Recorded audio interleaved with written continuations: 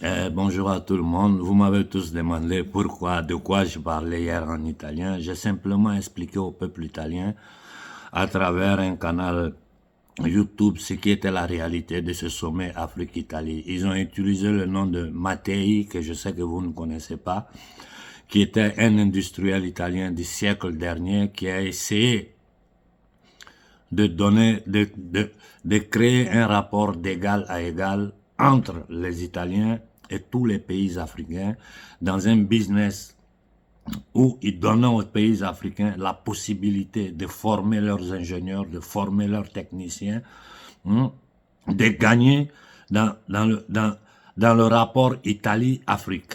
Ce monsieur a été assassiné par les marchands de la monnaie et de la dette. Et aujourd'hui, ils utilisent son nom pour essayer de décorer le banditisme qu'ils sont en train de faire en invitant des nègres de salon en Italie pour venir leur donner la manche, c'est-à-dire 5 milliards pour du n'importe quoi, non. Donc je suis rentré dans les détails pour expliquer aux Italiens que ces gens-là, ces cafards qui sont venus en Italie ici, ils ne représentent pas l'Afrique, ils ne parlent pas à notre nom, ils n'ont aucune légitimité.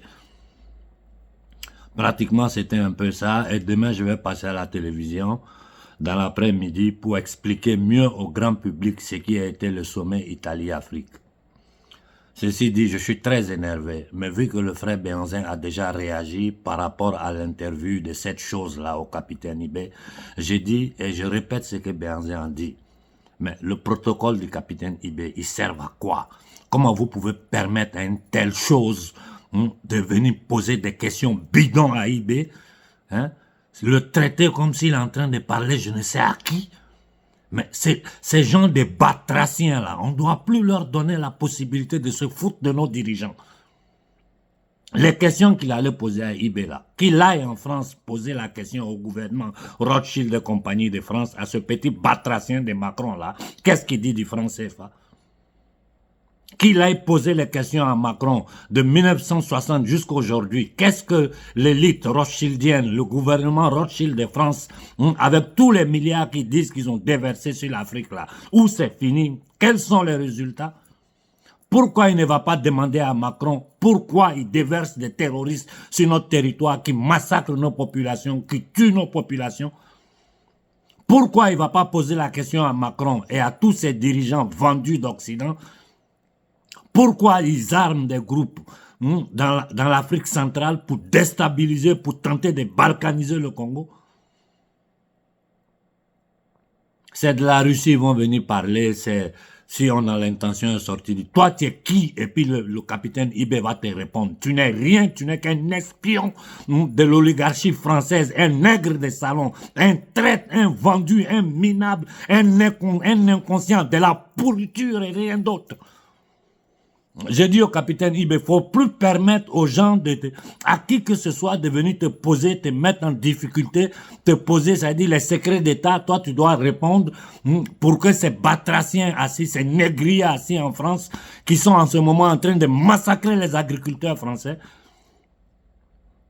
Mais c'est quoi ça? C'est quoi ça?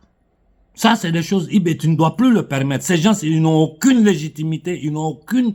C'est-à-dire, c'est du n'importe quoi. Nos dirigeants doivent arrêter de se faire... Mais moi, j'étais choqué quand j'ai vu la chose. Mais heureusement, le frère Ruffin qui est aux États-Unis a réagi. Béhanzin a réagi sur le champ.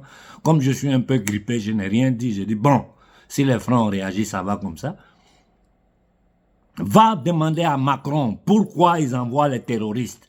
Va demander à Macron pourquoi la France bloque le débat que le Mali a demandé au Conseil de sécurité des Nations Unies, que le Mali est venu avec des preuves pour démontrer que c'est l'État négrier français qui finance, qui protège les djihadistes dans le Sahel pour déstabiliser nos pays. Va poser ces questions-là à Macron. Va en Algérie pour demander au gouvernement algérien de nous expliquer pourquoi ce gouvernement se soumet aux marchands de la monnaie et de la dette, pille le Mali et essaie de déstabiliser le Mali. Ces gens de petites foutaises avec ces petits hommes que vous appelez journalistes intellectuels, là, ça suffit. Je ne vais pas trop parler ce soir. Je viens simplement vous répéter ce que je suis en train de répéter. Je vois qu'au Mali, les gens lancent des manifestations pour le gouvernement, ceci, cela. C'est des bêtises. Nous voulons faire entendre notre voix sur le chéquier international. Il faut que nous arrivions à coordonner nos actions. Et vous qui êtes sur le terrain, qui vous êtes autoproclamé leader des mouvements panafricains, c'est votre rôle. Ça vous coûte quoi prendre le téléphone, appeler ceux du Mali, appeler ceux du Niger, choisir un jour et nous lever tous ensemble pour faire entendre notre voix sur le chéquier international pour dire que les Africains ont compris ce jeu des 3 cartes et que ça ne fonctionnera plus. Vous n'êtes pas capable de faire ça? Vous n'êtes pas capable de le faire. Et je dis au gouvernement de l'AES, le mouvement structuré, les jeunes sont en train de travailler, aidez-les économiquement. Aidez-les économiquement, parce que le travail qu'ils font, ils le font pour vous. On est toujours en état d'alerte. Si les terroristes ne sont pas de l'autre côté, il y a des tentatives de coup d'État cuit, et des gens comme Ouattara sont encore au pouvoir. Mais vous vous rendez compte de ce que ça signifie? Ça dit, tous ceux qui sont prêts à tuer, à détruire l'Afrique pour leurs intérêts, toutes ces entités démoniaques-là sont protégées par le gouvernement Rothschild de France, cette mafia ashkénazite, propriétaire de tout, qui contrôle tout, qui en ce moment sont en train de tenter de détruire l'Occident. Ils demandent aux Français de manger de la viande synthétique, de la farine de cafard, du n'importe quoi. La dépravation de la société en détruisant le cerveau des jeunes occidentaux. Chez nous en Afrique, là, le cerveau de nos jeunes ne seront pas détruits parce que nous serons là pour bloquer toutes ces tentatives de dépravation mentale. Ça suffit avec de l'amusement. Regardez ce qui se passe sur le chéquier international. Nous sommes en plein dans une guerre globale déclenchée par le gouvernement Rothschild d'Occident, l'Occident collectif, et les États-Unis d'Amérique qui sont totalement sous leur contrôle. Qu'ils commencent d'abord à s'occuper des pauvres des États-Unis, des sans-toits avant de venir chez nous. Et nous n'avons aucune explication à donner à qui que ce soit. Nous sommes des peuples souverains et nous décidons de composer, de travailler, de collaborer avec qui nous plaît et qui, comme nous voulons. Ils n'ont aucun droit sur nous. Mais c'est du n'importe quoi. En plein 21e siècle, on est assis là, on ramasse des nègres de salon, on les envoie à Rome. Ils viennent signer des contrats de 5 milliards, c'est-à-dire des miettes au nom des peuples africains qui ne peuvent rien faire à l'Afrique. Les 200 milliards qu'ils ont dépensés pour aller faire la guerre contre la Fédération de Russie en Ukraine, là. Pourquoi ils n'envoient pas ça en Afrique? Tous les milliards qui sont en train de déverser au Moyen-Orient pour tuer le peuple palestinien, là. Pourquoi ils n'envoient pas en Afrique pour le développement de l'Afrique? Que les gens arrêtent de se foutre de notre gueule. Et surtout, vous, jeunes Africains, je vois parmi vous des jeunes avec la bonne volonté qui ont tout compris, qui sont en train de lutter contre tout, avec toute leur force, sans moyens, sans aucun aide donné des gouvernements qui sont en train de supporter. Et je vais dire aux gouvernements africains, vous, de l'AES, nous sommes tous derrière vous, que d'essayer de contrôler certains petits mouvements que quand ça vous sert, vous les mettez dans les rues pour essayer de vous défendre. Travaillez honnêtement avec la jeunesse africaine. Les jeunes Africains sont derrière vous. Ils ont compris les enjeux. Ils ont compris les enjeux. Et tout ce que vous allez faire qui n'ira pas dans le sens de la vraie libération de l'Afrique, je vous supporte, hein. Je suis derrière vous avec toutes mes forces. Je ne dors pas à cause de vous. Demain, j'irai à la télévision expliquer aux gens exactement ce qui se passe en Afrique. Mais si vous continuez avec ces faux jeux de politiciens-là, sachez que vous allez nous trouver devant vous. Et je répète une chose, les peuples africains ne veulent pas les bases militaires américaines sur notre sol. Ces gens-là ne sont pas là pour le terrorisme. Ils sont là pour mapper le terrain africain, pour voir nos matières premières. Tout ce beau monde-là, ils sont pleins d'ingénieurs, de géologues. Mais c'est du n'importe quoi. Des gens qui créent le terrorisme. Même les bébés en Afrique savent que ce sont eux qui créent le terrorisme. Mais ils viennent encore devant nous installer des bases militaires en Côte d'Ivoire avec l'excuse de former nos soldats pour combattre le terrorisme. Il faut rapidement que nous essayions de faire tomber certains gouvernements. Sénégal, Guinée, Côte d'Ivoire, Togo, Bénin, en Afrique de l'Ouest, ces gouvernements-là, avant les 3 prochains mois, au moins 2, 3 de ces gouvernements, si possible, tout doit sauter. Parce que tant que ces batraciens, ces indignes, ces voleurs, ces criminels, ces assassins, ces génocidaires seront au pouvoir en Afrique, l'AES n'aura pas la paix.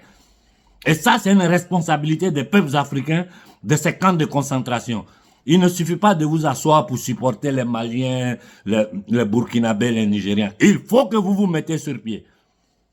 C'est le peuple malien qui s'est levé. C'est le peuple malien qui s'est levé. Des Maliens ont été blessés, d'autres sont morts pour avoir aujourd'hui un digne film comme Koïta à la tête du Mali. Ce garçon était au front. Il ne faisait pas politique. C'est le peuple burkinabé qui s'est levé pour faire coup d'État d'un coup d'État aussi, pour faire arriver le capitaine Ibrahim Traoré au pouvoir. Et c'est le peuple du Niger qui a soutenu le coup d'État au Niger pour permettre à Tiani de rester là où il est. Et je vous dis, le plus rapidement possible, nous devons sortir de ce franc CFA-là. Il faut être sincère avec les peuples.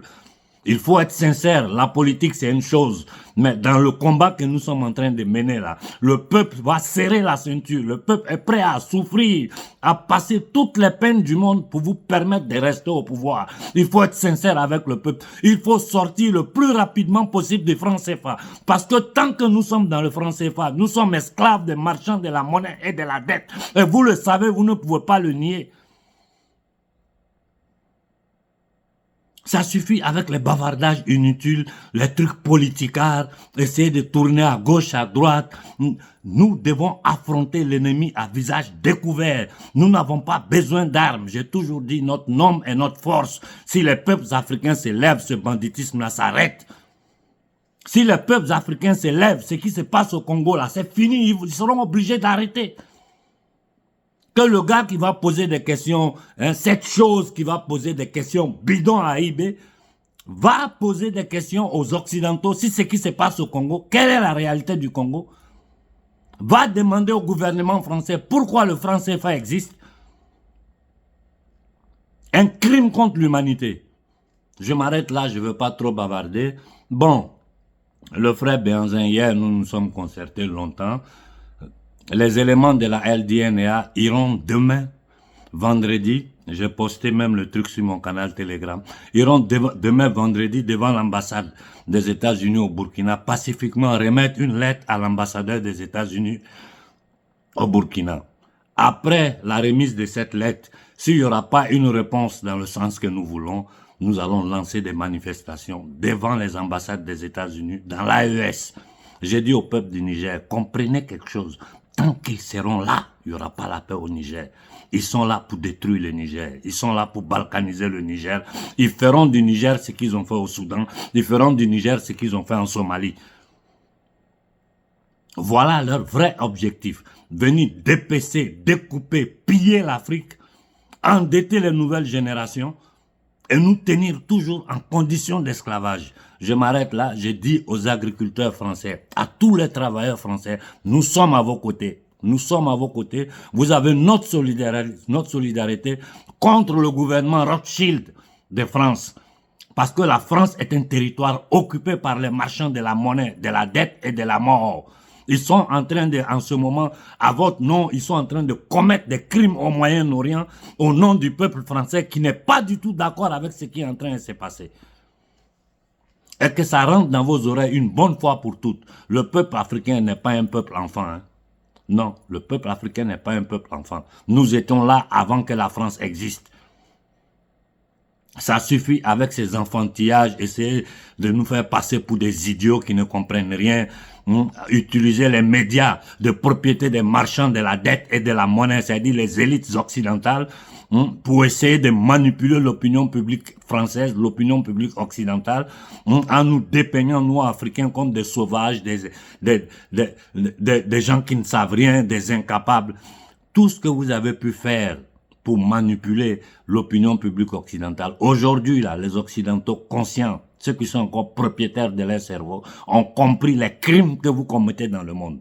les crimes que l'État négrier américain commet dans le monde depuis la fin de la Seconde Guerre mondiale. D'ailleurs, c'est un État qui est né sur la barbarie, les génocides des autochtones d'Amérique, les génocides des autochtones d'Australie, les génocides des autochtones de la Nouvelle-Zélande. Tout ça, c'est le pouvoir anglo-saxon qui a commis ces crimes-là dans le monde et qui se présente aux yeux de l'humanité comme ceux qui vont apporter, qui vont supporter, qui vont protéger les droits de l'homme dans le monde. Leurs droits de l'homme dans le monde, ça est sous nos yeux, en Irak, en Syrie, en Afghanistan, en Libye. Et nous sommes en plein dedans aujourd'hui au Sahara à vivre ce qu'ils appellent les droits de l'homme. C'est-à-dire déverser des mercenaires, des malades mentaux, des terroristes, tuer, massacrer nos populations. Et de l'autre côté, tenter de nous endetter avec le Fonds monétaire international, la Banque mondiale et tout ce bordel qu'ils ont créé là pour continuer à tenir les peuples noirs et les peuples du monde dans la misère. Je pose cette question tous les jours et personne n'ose me répondre.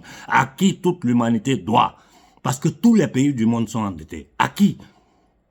Qui sont les propriétaires physiques, je ne dis pas juridiques, physiques de la Banque mondiale, du Fonds monétaire international? Qui sont les propriétaires de corporations comme BlackRock, Vanguard? Si vous répondez à ces questions-là, vous allez comprendre dans quoi nous sommes. J'ai dit, si vous pouvez, si demain, les membres de la LDNA se présentent pour remettre pacifiquement une lettre à l'ambassadeur des États-Unis à Ouaga, de la part du peuple africain, tous les jeunes du Burkina qui peuvent être là devant l'ambassade, j'ai dit tranquillement, nous, on n'est pas des violents, tranquillement. Les membres de la LDNA iront leur remettre notre lettre, nos revendications, ce que nous leur demandons. Le Burkina nous appartient et à personne d'autre. Le Burkina appartient aux Africains et à personne d'autre. Personne ne pourra plus jamais venir s'asseoir sur notre continent, nous donner des ordres, nous piller et nous prendre pour des imbéciles. J'ai fini en disant vraiment aux agriculteurs, aux travailleurs français, ne vous arrêtez pas. Ce n'est pas une question d'essence. Vous êtes en train de défendre la survie de la France. Vous êtes en train de défendre le futur de vos enfants. Pour ceux qui ont compris. Comme nous en Afrique, nous sommes en train de souffrir, nous serrons la ceinture là. Vous Français, vous devez être prêts à faire des sacrifices pour faire tomber ces gouvernements Rothschild, pour reprendre le contrôle de votre pays. Et ensemble, nous allons essayer de construire des rapports nouveaux avec la France. Nous allons essayer de créer une nouvelle fraternité entre les peuples d'Afrique et les peuples de France. Pour le moment, là, nous ne travaillerons qu'avec les Russes parce que dans leur histoire, ils nous ont démontré leur amour, leur respect pour les peuples africains. Je m'arrête là et bonne journée à tout le monde.